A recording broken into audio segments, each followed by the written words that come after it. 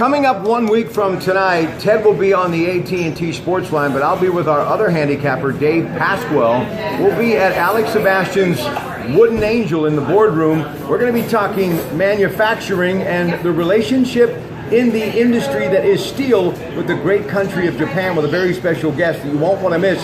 But we're also going to be talking about the Run for the Roses, the Kentucky Derby, coming up May 6th. So please make sure that you make plans to join us 1 week from tonight. May 6th, Cinco de Mayo, it will be Canelo Alvarez taking on Julio Cesar Chavez Jr. Now, Amir Khan and Liam Smith, the last two men that he beat, a lot of folks were hoping for Gennady Golovkin, the tough Russian. Didn't happen. Now, when you look at Julio Cesar Chavez, Ted, Jr., ever since he lost to Sergio Martinez back in 2012, people have been riding him pretty hard as far as, is he dedicated? Does he really have the same heart that his legendary father had? Maybe the greatest Mexican fighter ever, Julio Cesar Chavez Sr., and he's dealt with a lot of weight issues too. And this is going to be a catch weight of 164.5, non-title fight, but you got the middleweight champ, Canelo Alvarez. But I'm still a fan of Julio Cesar Chavez Jr., only 2 losses in his career. But the big puncher, of course, is Canelo Alvarez. But if you love the sport of boxing, you have to love the heritage of the great Mexican fighters. And you've got Oscar De La Hoya and Golden Boy Productions promoting this one at the Mobile T Arena. It's going to be a part of HBO Boxing Pay-Per-View. It's going to be, I think, a very good fight. Your observations? Well, it's going to be toe-to-toe. It's going to be punching. And Chavez Jr. has got the height. He's got the reach. Canelo has got the strength. It's going to be a really, really good fight, and I don't write Julio Cesar Chavez Jr. off, and his father was the toughest Mexican fighter that ever lived. I mean, he was just the best. Obviously, he's going to be in the corner, and it's going to be a comeback bid, and this is going to be his mark for greatness, because Canelo Alvarez is obviously a strong kid. He's been, only beaten by the best. So I'm going to go with Cesar Chavez Jr. I think he's geared up for this fight. He's trained for this fight. I think he's going to be ready. And just looking at his reach advantage and his speed, I think he's going to be okay against Alvarez.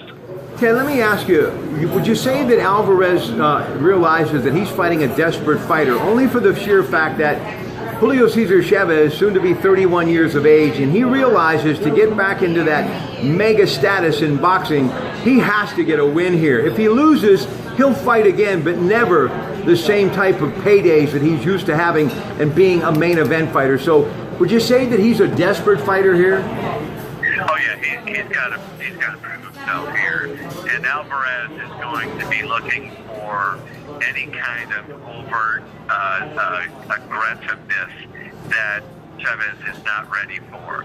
But I think if he boxes, if he truly boxes, and not necessarily follows the footstep of his father, but if he boxes and stays out of Alvarez's strength punch range, which is in close, I think he's really got a chance. But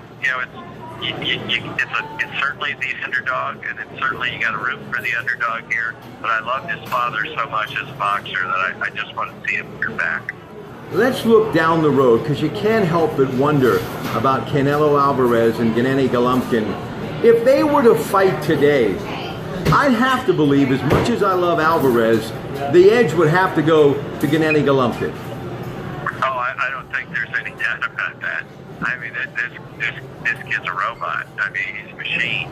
He walks through punches, and he's just really that good and really that strong. I would have to go with Triple G on that all the way. What about Canelo Alvarez? The body of him, about 5'5", 160 pounds when he's at that middleweight limit. Do you really see any room for growth for him, and how long is his body going to be able to fit into the middleweight division? He really has himself, I guess, between a rock and a hard place here, because he's not tall enough to add pounds, and he can't afford to really go down any lower, because the lower he goes, the more weight he loses. He won't have the same punching power that really has been his claim to fame. I agree. I mean, as much as Julio Cesar Chavez Jr. is in a desperate situation, Alvarez has got his own cross to bear here, and he's got his own things to prove. Because, while he's getting a bigger money fight, a big money fight here, in order to stay in that, he's got weight issues. He's got going up against some tougher guys, and I don't think he has the ability to stay in there with Triple G, which is really the only really next good fight for him. Last thing, promotion, something that you do better than anyone else, and Oscar De La Hoya, Bob Arum, and those guys really have carved out a niche. John King as well.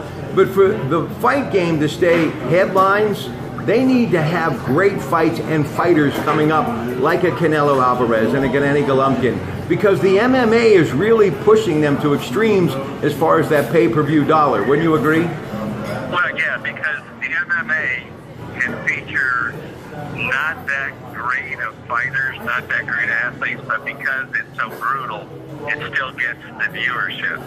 So the boxing rules, under the Marquis de Queensberry rules, has to really show that they've got the kind of talent that can draw the audience. And it's all about the audience. It's not about the fighters. They got to be able to promote and bring the kind of fights that the audience wants. And the MMA doesn't have to stretch that far because of the brutality of it. Boxing is more of a science. It's the sweet science, if you will. But it has to stretch further to put on the great show that the MMA can do with pretty rudimentary actors. Hey, we'll talk to you Sunday, and by then we'll know much more about the draft. Ted Arnaud on the AT&T Sports Line, and Casa de Emmanuel in East Liverpool. Good night.